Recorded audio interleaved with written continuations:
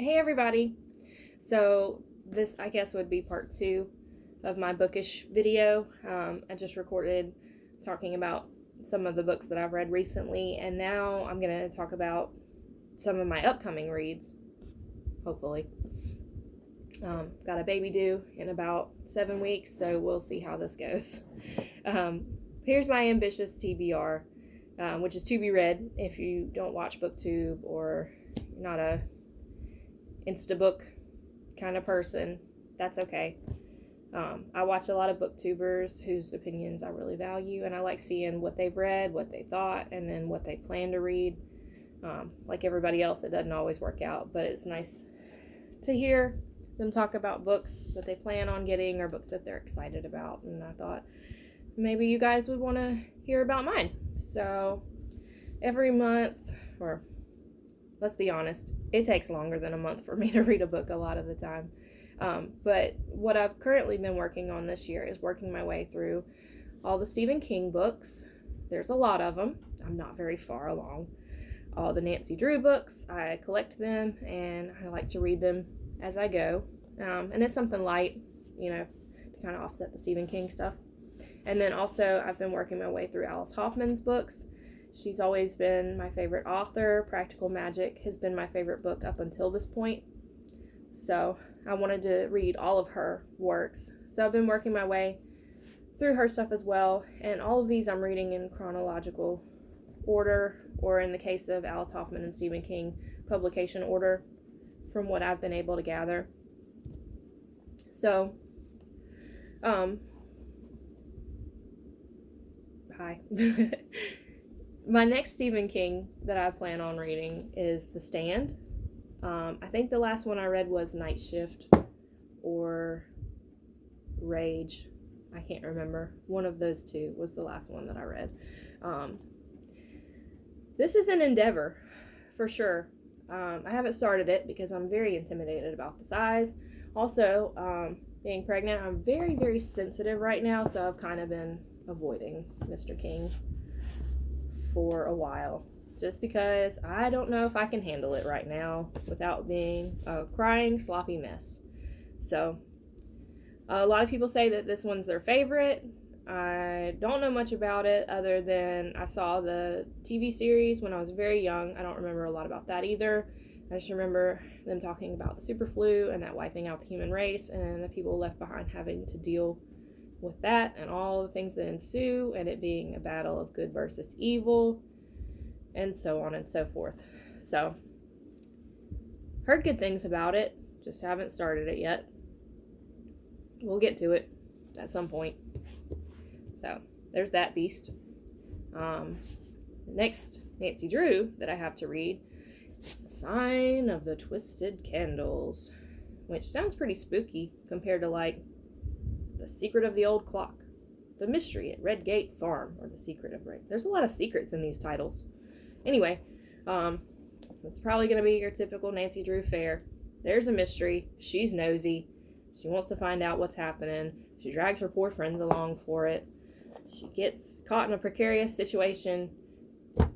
Things reveal themselves, and she solves the mystery. Might solve a mystery. Anyway, I'm a little loopy. Next, Alice Hoffman, Fortune's Daughter. I have started this. Seems like she doesn't really do chapters. She just does parts, and I wanted to read the first chapter the other night, and that's 73 pages in. I made it to page 41.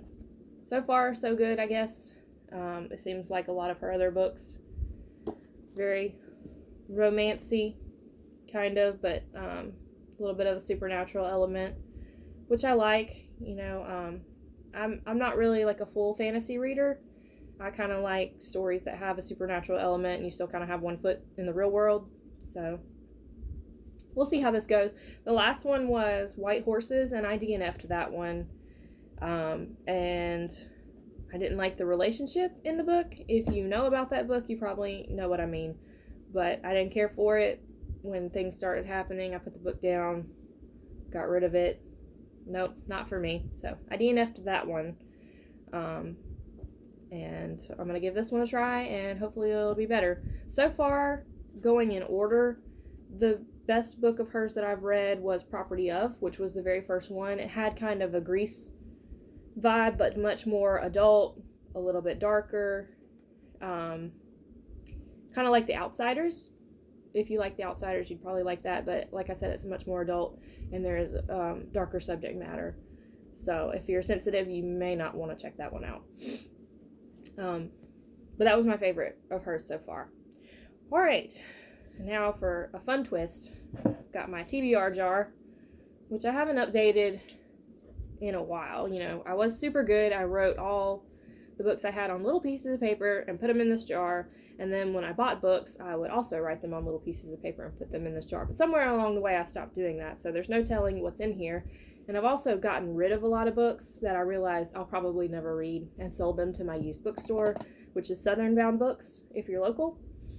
Give them a follow, check them out. Great bookstore. I'm always getting things from them, and I'm always taking things to them as I decide, you know, this is never going to happen, or my reading taste changes. So, anyway, give her a shake. Turn on the juice, see what shakes loose. And pull a wild card to go with these very planned books that I have here. Alright. And I didn't color code. A lot of people that do TBR jars color code, but I just used what I had. Okay. Little piece of paper. Let's see what we got. Okay. We've got Emma. I don't know if you can see that. Emma in the Night, which is right here. I thrifted this one. It's actually a book of the month book. I'd seen a couple of people talking about it. I don't really know much about it. I'll read you the synopsis. One night, 15-year-old Cass and her 17-year-old sister Emma disappear. The family car is found deserted at a nearby beach, but the authorities are baffled by what could have become of them. 3 years later, with just the clothes on her back and no evidence or credibility to back up her claims of what happened, Cass returns home without her sister. Her tale is one of kidnapping and isolation and the mysterious island where the two were held. But Cass's story has holes, and to forensic psychologist Dr. Abby Winter, something about it just doesn't add up. As an expert in narcissistic and personality disorder, Dr. Winter looks deeply into Cass's family to uncover the truth. She looks at the mother, a woman so beautiful on the surface and so damaged and damaging beneath. She looks at the stepfather and stepbrother, each so uniquely troubled and dangerous, and she looks at Cass herself. What she finds will shock those searching for Emma and reveal a twisted story of a deeply dysfunctional family and the lengths to which Cass has gone to bring about redemption. So there you have it. Kidnapping, intrigue, family drama. Should be good, I guess. We'll see if I get to it. This was the September 2017 book of the month. Anyway, so got 3 planned books and a wild card. We'll give those a go and hopefully report back to you on how they were, if I can read them. I have a lot going on, you know, about to be a mom of 3. So I read when I can. Sometimes it takes months. We'll do our best. Anyway, don't know if you noticed, but I put some nerds over here for this video. Did a little decorating. Hope you appreciate little things like that, little touches. It's the kind of quality content we'll bring to you here at Super Geeks. Anyway, I've rambled enough. Here's my book stack. Let me know in the comments what you're reading or what you hope to read, and we'll see you soon. Please give Super Geek a follow if you haven't already. We appreciate you taking the time to come sit with us and watch these videos, and I hope you have a great day. Bye.